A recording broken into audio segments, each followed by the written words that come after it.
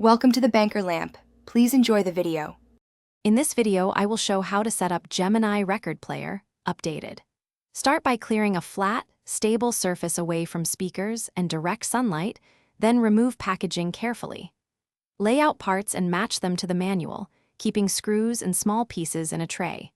Power on the unit briefly to confirm it boots, but avoid playing records until cartridge alignment and tracking force are set correctly.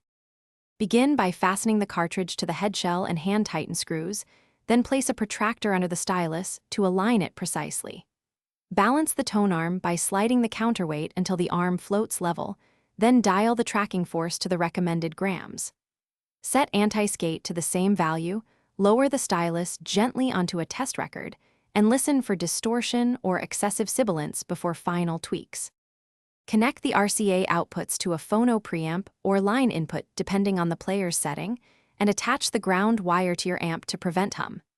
If the unit has a built-in preamp, switch it off when using an external preamp. Level the turntable with a small spirit level, then fine-tune amplifier gain and tone controls to taste while monitoring for clipping or distortion at high volumes. Thanks for watching. If this was helpful, leave a like and consider subscribing. See you next time.